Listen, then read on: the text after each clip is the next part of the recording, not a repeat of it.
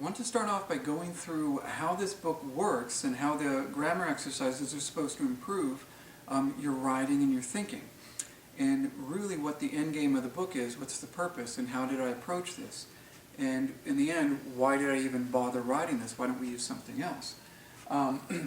First of all, the title does strike people a little bit odd, Bad Grammar, Good Writing. What do I mean by bad grammar? Well, and ultimately your goal is hopefully going to be getting to good writing. Let me explain this for a bit and you'll get some idea of what the book's about. First thing to understand is in language, and linguists understand this, there are what are called dialects, and this is extremely important to understand.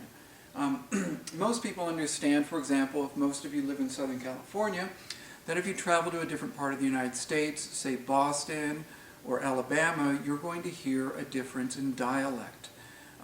When you hear the other people's voices, the way they speak and express things, some of the words they use, what you're actually hearing is not a right and wrong, but a dialect difference, a regional difference.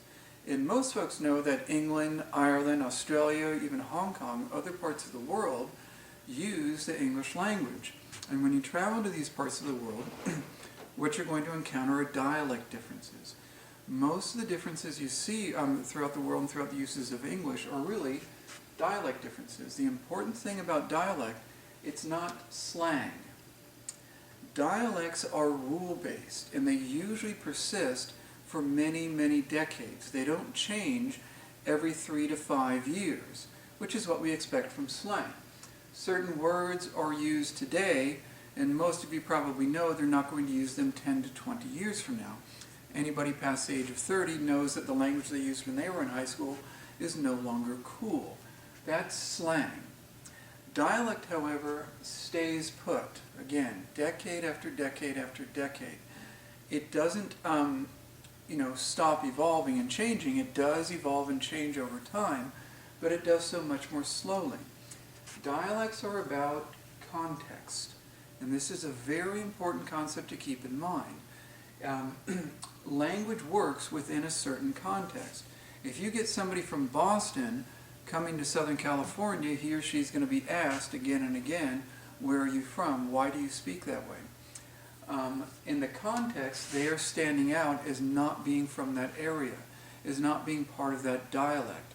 And if you go from Southern California, say to Alabama, they're going to ask you, where are you from? They might recognize you immediately as a Californian. Hopefully they won't say you're wrong, and hopefully you won't tell somebody from Boston or from England or Australia that they're wrong. You'll probably understand they're using a dialect, and it's just different from you. Okay? So it's very important to understand with dialects and really how you approach language, you really have to understand that it's mostly context driven. Does it work within this context? The very important idea behind this book and behind most good grammar books is that we're dealing with a dialect when we're dealing with standard written English. In a professional and educated environment, which you're going into with college, you're using a dialect. It's called standard written English. It's not regional. Instead, the marker for standard written English to belong to this group is education. And it doesn't matter what your ethnicity is or what part of the world you're from. Even if you're from Sydney, Australia, you can use standard written English. If you're from London or York or some other part of Ireland and Cork or Belfast, you would still use standard written English as your written means of communication. And the marker for this dialect is education. And so that's why it's the dialect that's used in colleges and universities and in professional settings. And it's used throughout the world. But it's very important to keep in mind, it's not a matter of being right or wrong. Instead, what standard written English is the way for educated people from throughout the world to communicate with each other. It has certain ways of writing. It's really a written dialect. Good speaking is usually an approximation of standard written English. It's usually an approximation of it. But really it's not a matter of right and wrong, but it's a matter of do you fit this context. And the context for standard written English is when you are communicating with another educated professional person. And that person could be anywhere throughout the world. In most cases, we're communicating with folks who are nearby through our writing on paper, through our writing in email, through other kinds of communication that has to be professional for other educated people. That's what standard written English is. It is a dialect. So what you want to do is understand when you're in a context that you have to use standard written English, there are certain means of communication, certain ways of expressing yourself that are accepted that mark you as belonging to this group, this educated professional group that can communicate on an international level. And if you want to see this at work, read a paper from London.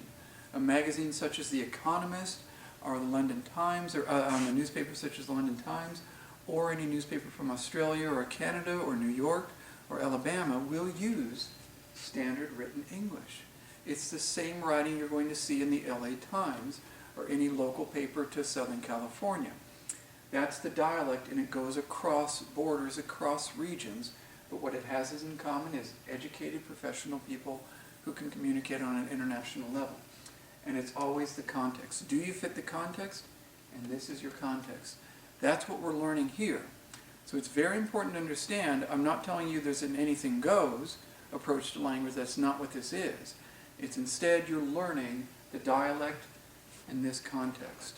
So what you don't want to do is go around correcting other people. It's one of the most annoying things you can do with any knowledge of grammar, is go around and correcting other people.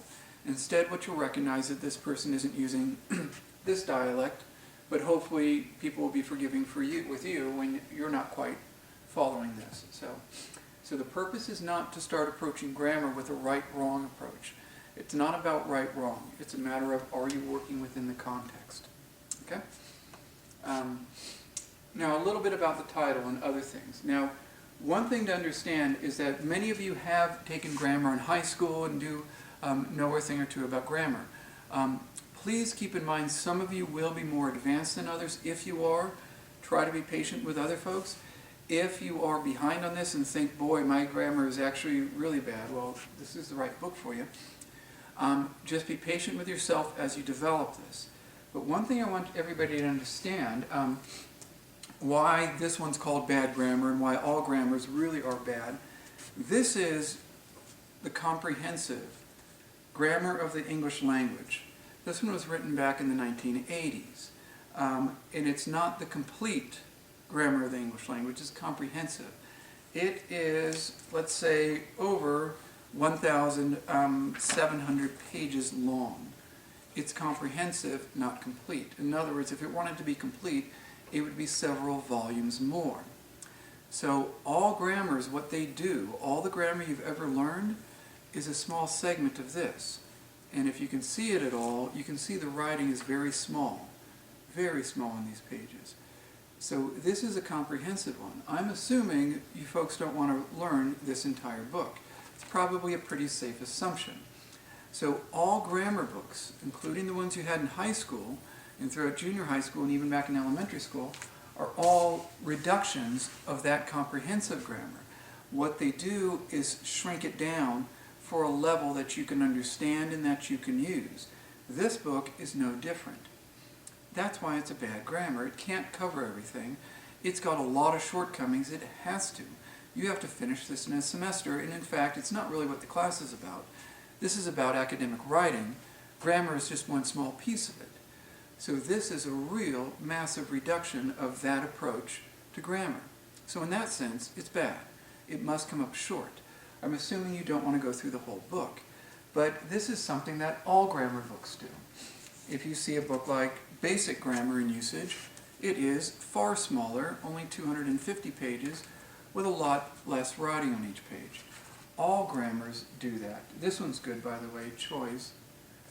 Another good one is Martha Cohn. Hers is excellent. I should mention, by the way, there are some out there that aren't so good. Okay? So understand from the beginning what all grammars are reductions. Okay, that's why all grammars are bad grammars, but there's a big difference. Some grammars really are not, I would call useful. They're called prescriptive grammars. Probably the most famous one, some of you probably read, is one called Eats, Shoots, and Leaves, where she says she has a no-tolerance approach to grammar. This one takes an approach that there's a right and a wrong way. Really, in the end, there isn't a right and wrong. It's a matter of, do you fit the context or not? If the other person is expecting an educated professional in a language that could be used on an international scale, then maybe it is inappropriate to the context. It's not a matter of right and wrong. So prescriptive grammars take the approach that there's a right and wrong. There isn't. Other grammars which understand this distinction take what's called a descriptive approach.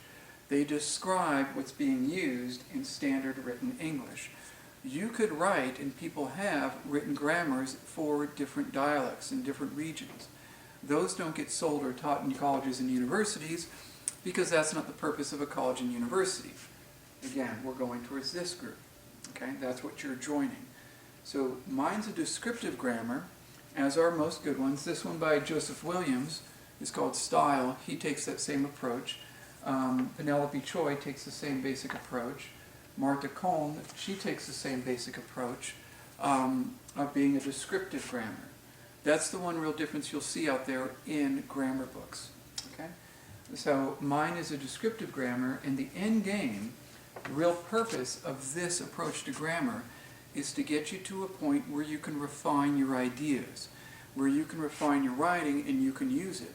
I wrote the book over the course of a few years, and I plan to keep writing it. You're going to actually see grammar errors in the book itself.